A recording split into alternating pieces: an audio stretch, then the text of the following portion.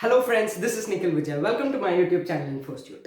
Today I'm going to tell you guys how the full moon reduced the prices of petrol in few countries recently. How nature put mankind into trouble but later helped mankind get out of it. Would you believe if I tell you that just because a ship was stuck in a canal for few days, it had costed a total loss of 41,000 crores? Yes, it had occurred. So now you're going to listen to the interesting Suez Canal incident that had occurred recently. So let's plunge into the video. Actually, I don't want to get you guys bored by telling a lot of history about the Suez Canal because you might have learnt about it in school.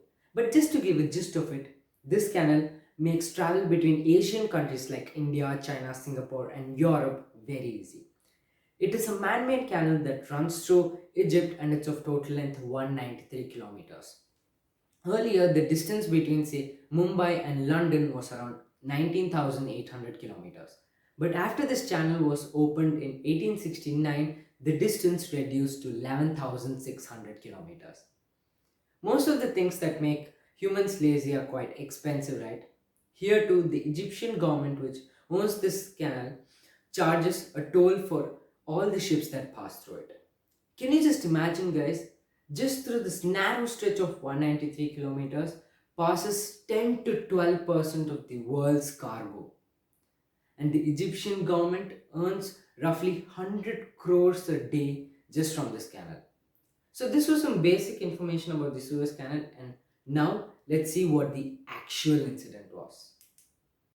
There is this ship called Ever Given, owned by a Japanese company, operated by a Taiwanese company called Evergreen Marine Corporation, technically managed by a German company, and the ship was registered in Panama. All the 25 crew members on the ship were Indians, and it was traveling from Tanjung Pelpas in Malaysia to Rotterdam in Netherlands. This ship is so massive and it's one of the largest cargo ships in the world. The length of this ship is 400 meters, and if you place it vertically, it's roughly 100 meters taller than the Eiffel Tower. Looking at its weight, it's totally 220,000 tons, which is equivalent to the weight of 500 Airbus A380 aircrafts.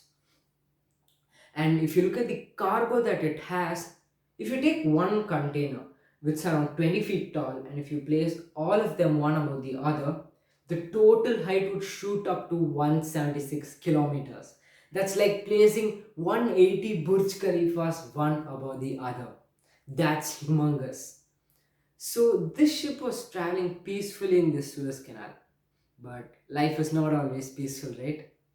Suddenly the ship started encountering strong winds, a sandstorm, poor visibility, and due to all this, the ship got tilted a little bit and got stuck in the canal as shown in the picture. And the consequences of this were devastating. Generally, we get annoyed being stuck in the traffic for just few hours, right? But due to this blockage, few ships had to wait for around 6 to 7 days for their travel to resume. That definitely requires a lot of patience. So there were around 350 ships waiting on both the sides, and these ships were carrying commodities ranging from toilet papers to petrol, diesel, and crude oil.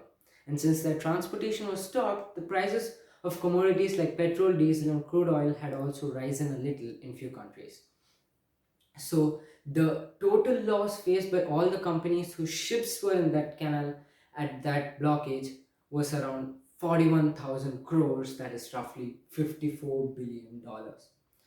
So finally, how was this massive ship even freed? The major plan to set the ship free was to excavate the mud in the areas where the ship was stuck, and also high tides were expected so that the water levels could rise and the ship could start floating again.